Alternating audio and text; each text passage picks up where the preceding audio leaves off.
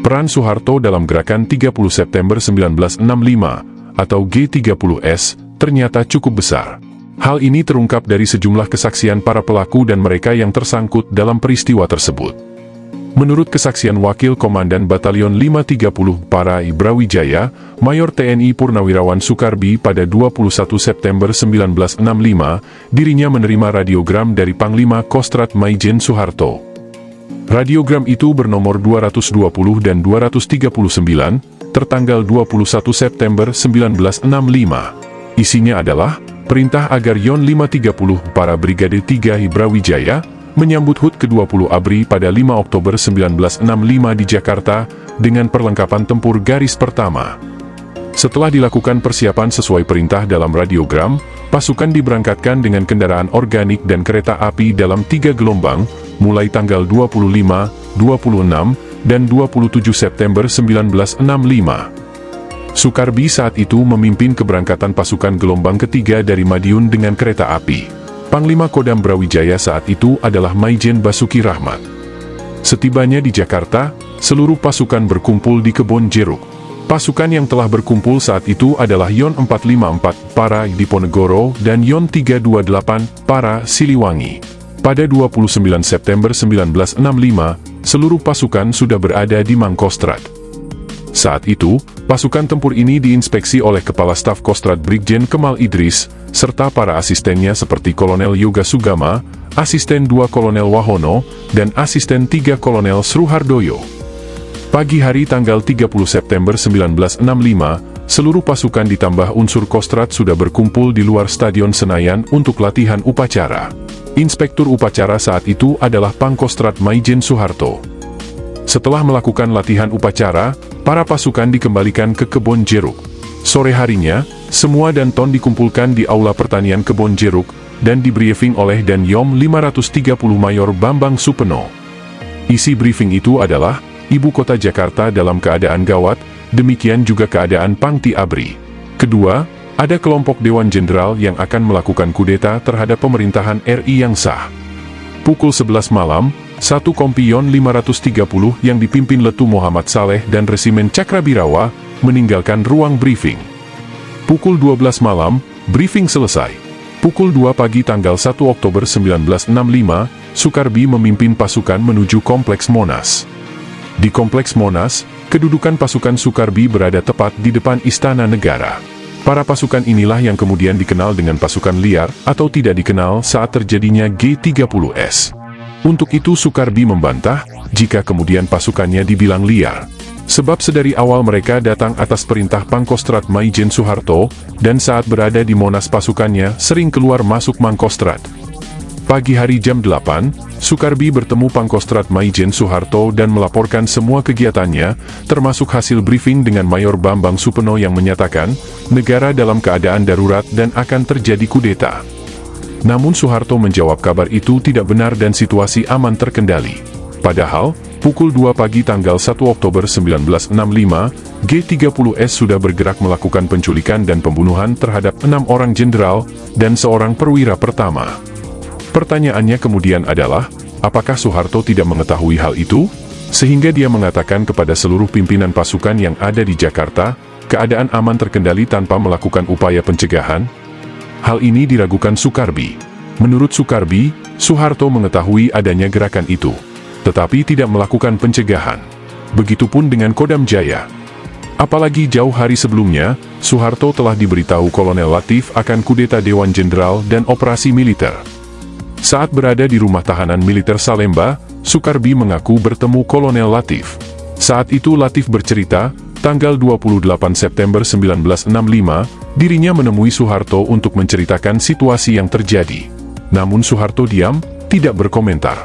Baru kemudian hari, Soeharto menangkap Latif. Untuk lebih memperoleh gambaran yang lebih jelas mengenai kesaksian Mayor TNI Purnawirawan Soekarbi, berikut ini kami tampilkan hasil wawancara dengan Mayor TNI Purnawirawan Soekarbi, Wakil Komandan Batalion 530 Para Brawijaya. Pada saat wawancara berlangsung, Kamis, 24 September 1998, Soekarbi berusia 73 tahun.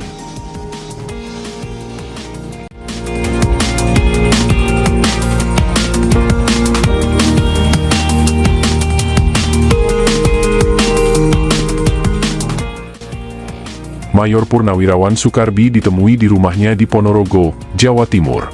Tahun 1965, ketika berpangkat kapten dan menjabat wakil komandan batalion, atau WA dan Yon 530 Brawijaya, ayah 7 anak ini mendapat tugas memimpin pasukan berangkat ke Jakarta.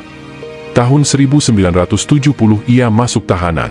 Berikut petikan wawancara yang dilakukan saat ia sedang menjaga istrinya, Siti Koeswati, 66 tahun, yang sudah seminggu dirawat di RS Aisyah Ponorogo karena sakit ginjal dan komplikasi. Sabtu, 26 September 1998, 2 hari setelah wawancara ini, istri Soekarbi meninggal dunia. Berapa lama Anda jadi tahanan politik? 10 tahun lebih. Masuk tanggal 7 Oktober 1970, keluar 15 Oktober 1980. Sempat diadili? Tidak. Lantas, apa kesalahan Anda? Saya tidak tahu. Tapi kira-kira seminggu sebelumnya, waktu itu saya masih di Malang. Saya dipanggil ke Denpom untuk membuat laporan tentang apa yang saya ketahui dan alami dalam kejadian tanggal 30 September dan 1 Oktober 1965. Kemudian, secara kronologis saya membuat laporan lengkap. 2 kali saya dipanggil. Tanggal 7 Oktober tiba-tiba saya ditahan. Kemudian saya dipindah ke Lowokwaru. 8 tahun saya ditahan di Lowokwaru, Malang. Kemudian terakhir dipindah ke RTM Budi Utomo, Lapangan Banteng, Jakarta. Gara-gara laporan itu Anda ditahan? Saya tidak tahu. Mungkin saja. Apa isi laporan Anda? Saya menulis peristiwa yang saya alami saat saya menjadi WA dan Yon 530 para Brawijaya, tahun 1965 itu. Waktu itu saya mendapat perintah membawa pasukan ke Jakarta untuk mengikuti HUT ABRI ke-20. Saya laporkan juga apa yang kami kerjakan di Jakarta. Tidak saya tambah-tambahi. Siapa yang memberi Anda perintah membawa pasukan ke Jakarta? Panglima Kostrat Maijen Soeharto melalui radiogram. Bisa dijelaskan seputar perintah itu? Tanggal 21 September 1965, ada radiogram dari Pangkostrat.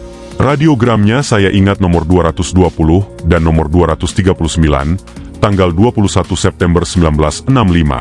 Isinya perintah agar Yon 530 para Brigade 3 Brawijaya dipersiapkan dalam rangka HUT ABRI ke-20 tanggal 5 Oktober 1965 di Jakarta dengan perlengkapan tempur garis pertama. Setelah persiapan, pasukan diberangkatkan dalam 3 gelombang, yaitu tanggal 25, 26, dan 27 September. Dengan kendaraan organik dan kereta api. Waktu itu pangkat saya kapten. Jabatan Wakil Komandan Yon 530 para Brawijaya, Brig 3 para Kostrat, bertugas memimpin pemberangkatan pasukan gelombang ketiga. Pasukan berangkat dari Madiun dengan kereta api. Yang jadi Panglima Kodam Brawijaya waktu itu adalah Maijen Basuki Rahmat. Apa yang Anda lakukan sesampainya di Jakarta? Tanggal 28 September kami diakomodasikan di Kebon Jeruk. Di sana kami bergabung dengan Yon 454 para Diponegoro dan Yon 328 para Siliwangi. Seluruh pasukan ini, tanggal 29 berada di Makostrat dan diinspeksi oleh Kepala Staf Kostrat Brigjen Kemal Idris, serta para asisten antara lain Kolonel Yoga Soegama, Asisten 2 Kolonel Wahono, dan Asisten 3 Kolonel Suhardoyo.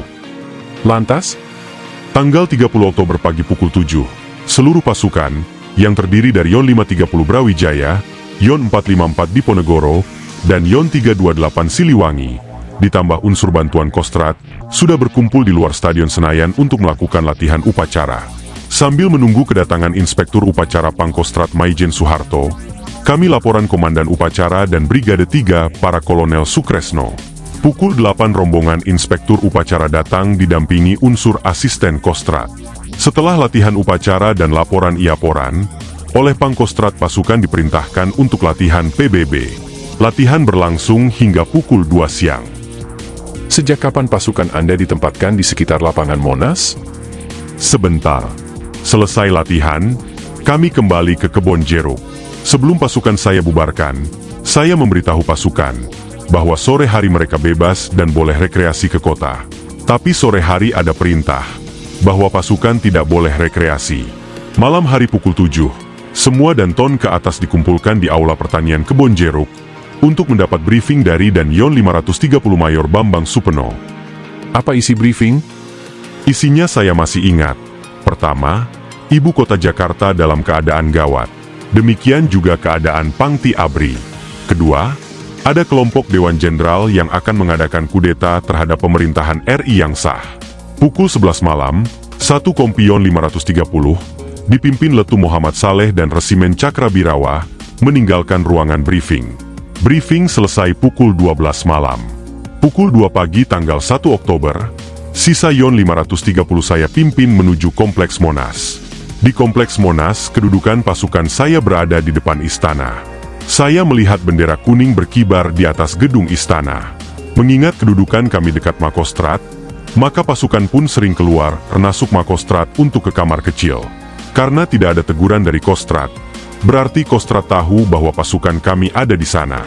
Jadi, tidak betul kalau saya pernah baca koran, ada pasukan liar di sekitar Monas.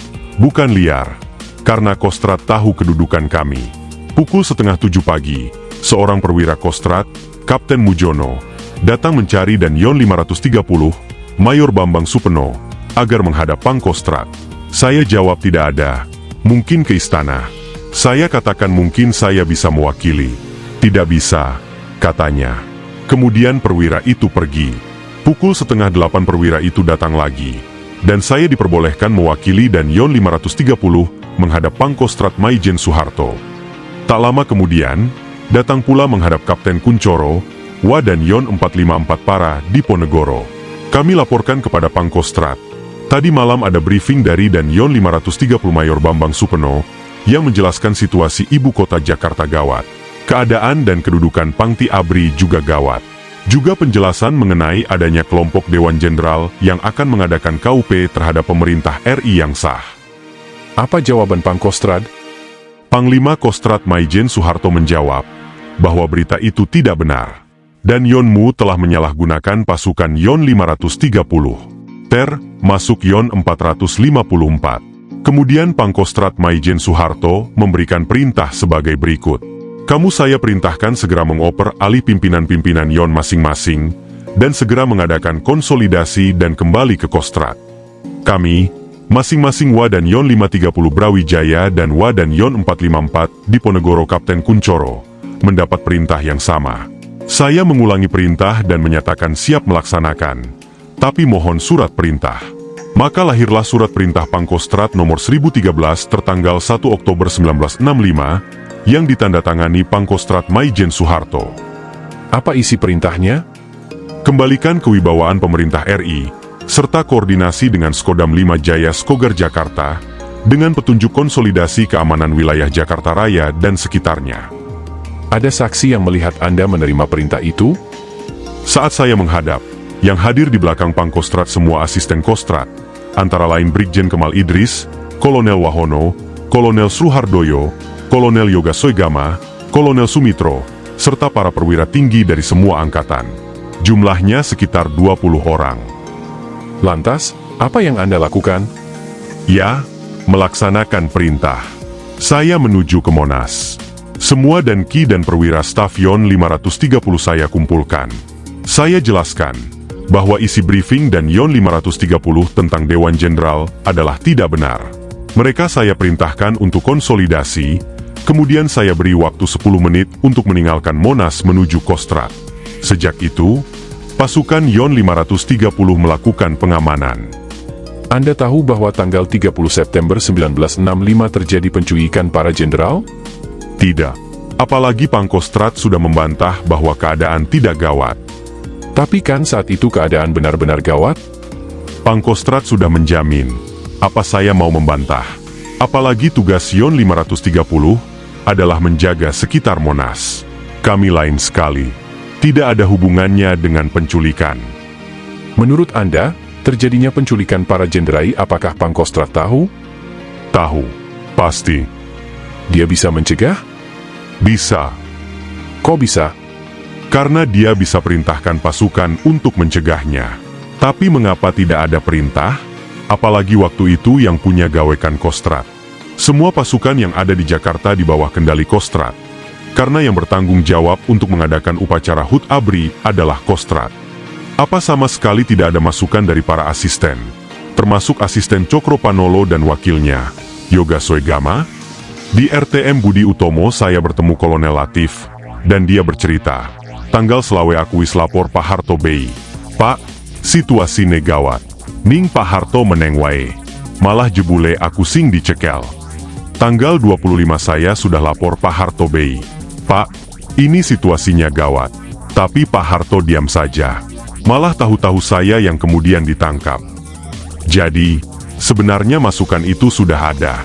Mustahil Pangkostrat tidak tahu. Kodam Jaya waktu itu seharusnya juga tahu. Mungkin Anda ditahan karena juga tahu apa yang sebenarnya terjadi? Mungkin. Soalnya, di Denpom laporan saya memang lengkap. Berisi peristiwa sebenarnya yang saya alami tahun 1965.